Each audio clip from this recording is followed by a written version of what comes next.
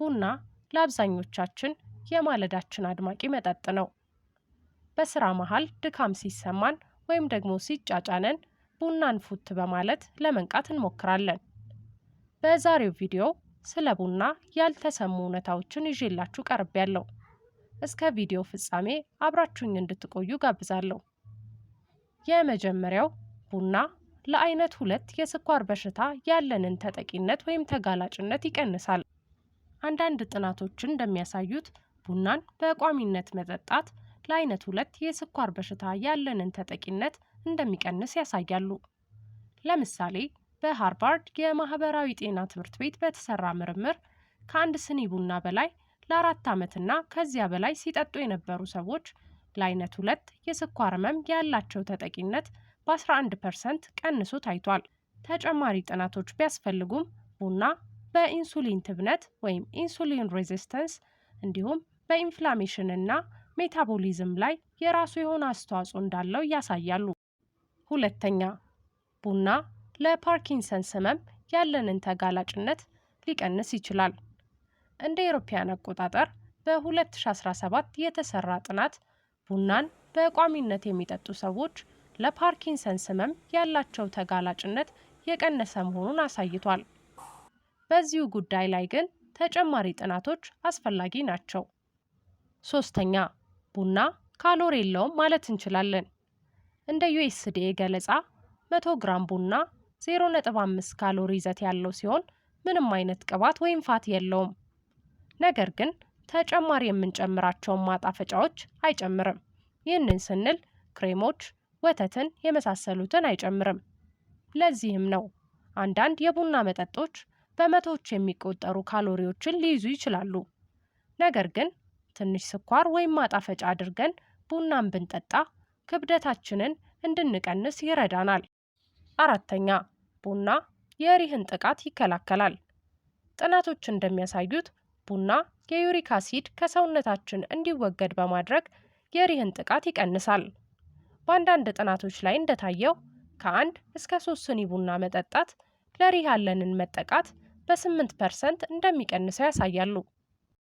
አምስተኛ፣ ቡና የአሰር አወሳሰዳችንን ወይም ፋይበር ኢንቴክን ይደግፋል። አንዳንድ ጥናቶች እንደሚያሳዩት 100 ሚሊ ሊትር የተዘጋጀ ቡና እስከ 0.75 ግራም የምግብ አሰር በውስጡ እንደሚይዝ ያመላክታሉ። በመሆኑም ከ1 ወይም 2 ሲኒ ቡና በቀን ውስጥ ልናገኝ የሚገባውን የምግብ አሰር መጠን ልናገኝ እንችላለን። ነገር ግን የምግብ አሰር ፍላጎታችንን ቡና ላይ ብቻ መጣል አለብን ማለት አይደለም። ስለዚህም እንደ አቮካዶ፣ ብሮኮሊ፣ ፖም፣ ቆሎ የመሳሰሉትን የአሰርነት ይዘት ያላቸው ምግቦችንም መመገብ አስፈላጊ ይሆናል። ስድስተኛ፣ ቡና የአእምሯችንን ጤናና ጉልበታማነት ይደግፋል።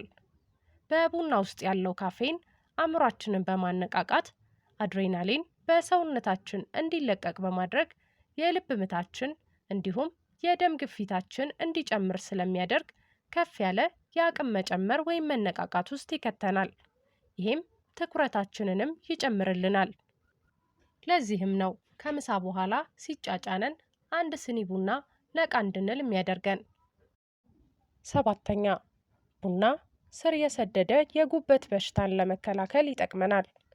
እንደ አውሮፓውያን አቆጣጠር በ2019 የታተመ የጤና ጽሑፍ ግምገማ እንደሚያሳየው ቡናን መጠጣት ለጉበት ካንሰር ያለንን ተጋላጭነት እንደሚቀንስ ያሳያል።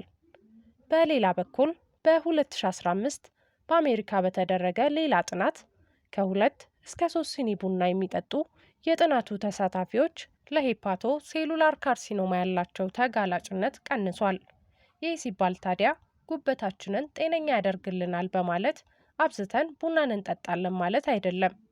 ይልቁንም ጉበታችንን ሊጎዱ ከሚችሉ የተለያዩ ነገሮች ልንጠነቀቅ ይገባል። 8ኛ፣ ቡና ድብርትን እንድንፋለም ሊረዳን ይችላል። አንዳንድ ጥናቶች የቡና ጸረ ብግነታዊ ወይም አንታይ ኢንፍላማቶሪ ባህሪ ድብርትን ሊቀንስ እንደሚችል ይናገራሉ። ይህ የሚሆነው ደግሞ ካፌን በአእምሯችን ውስጥ ያለውን ሙድ የሚቀንሰውን ኬሚካል ካዴኖሲን ከተሰኘው የሙድ ቀናሽ ወይም ኒውሮናል ዲፕሬሳንት ጋር እንዳይጣበቅ በማድረግ ነው። ስለዚህ ሙዳችን ዝቅ በሚልበት ሰዓት አንድ ስኒ ቡና መጠጣት፣ ራሳችንንም ከድባቴ ውስጥ ለማውጣት መሞከር። ይህ ካልተሳካልን ግን የጤና ባለሙያ ማማከር አስፈላጊ ነው። 9ኛ ቡና የበሽታ የመከላከል አቅምን ይጨምራል። ቡና በፌኖሊክ ንጥረ ነገሮች የበለጸገ በመሆኑ እንደ ጸረ ሙቀት አማቂ በማገልገል ጤናችንን ያጎለብትልናል። የመጨረሻው ደግሞ ቡና ክብደትን ለመቀነስ ይጠቅማል። ቡና የአንጀትን ጤና በማስጠበቅና የስብ ክምችትን በመከላከል ክብደትን እንድንቀንስ ይጠቅመናል።